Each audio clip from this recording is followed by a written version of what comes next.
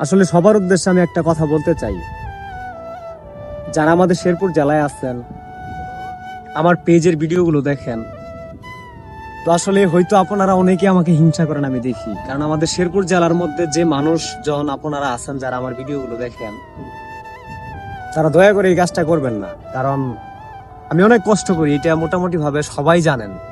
আর একজন content creator হিসেবে যে কতটুকু প্যারা নিয়ে ভিডিও কাজ করা লাগে বা ভিডিও করা লাগে, কত জায়গায় যাওয়া লাগে, মোটামুটি ভাবে একটা খরচের ব্যাপার স্যাপার আছে।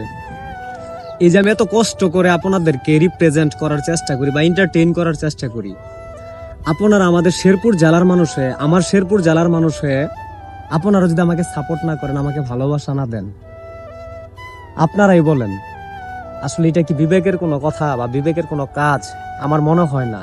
তবে আশা করি আমাদের শেরপুর জেলাবাসী যারা আমার এই ভিডিওটা দেখতেছেন, প্রত্যেকটা মানুষের কাছে আমার বিশেষভাবে অনুরোধ, আমি আপনাদের শেরপুর জেলার সন্তান হিসেবে, শ্রীবর্দীর সন্তান হিসাবে, দয়া করে আপনারা সবাই আমাকে সাপোর্ট করবেন। আমার পেজে লাইক, কমেন্ট এবং শেয়ার করে পাশে থাকবেন। আশা করি একটু ভালোবাসা দিবেন।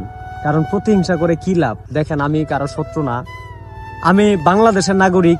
আমি আমার বাংলাদেশকেই ভালোবাসি, অত্যন্ত ভালোবাসি। কারণ এই দেশ আমার মাতৃভূমি, জন্মভূমি। সবচেয়ে বড় কথা হলো যে অনেকে হয়তো মনে করতে পারেন যে আমি কোনো দলের লোক, আওয়ামী লীগ, বিএনপি বা অন্য কোনো না। আসলে ভাইয়া, আমার কোনো দলে, কোনো পদ পোস্টে কোনো প্রকার নাম নাই। এটা মোটামুটি ভাবে যারা ভিডিওটা দেখতেছেন, আমি জানি অবশ্যই যারা আমার কাছে কুলে আছেন তারা ওই ভিডিওটা দেখবেন, এবং যারা দূর দূরান্ত থেকে ভিডিওটা দেখতেছেন অবশ্যই তারাও দেখতেছেন। তো আসলে বিশেষ কথা হলো, আমি কোনো দলের লোক না, আমার কোনো দল বল পছন্দ না, বা আমি কোনো দলকে ভালোবাসি না। আমি আমার দেশকে ভালোবাসি, দেশের মানুষকে ভালোবাসি, গণতন্ত্র, মানুষের অধিকার, মানে মানুষের মৌলিক যে অধিকারটা আছে সেটাকে ভালোবাসি। এবং আমি নিজের নৈতিকতা বজায় রেখে প্রতিটা নিয়ত আমাদের সমাজে এবং মানুষ সমাজে চলার চেষ্টা করি। তবে যাই হোক, সবাই দয়া করে একটু ভালোবাসা দিবেন। এবং বাংলাদেশে যারা আছেন আমাদের প্রিয় ভাই বন্ধু এবং প্রবাসে যারা আছেন, সবার কাছে আমার একটা অনুরোধ থাকবে, আমি শেরপুর জেলার সন্তান হিসেবে অনেক পরিশ্রম করি।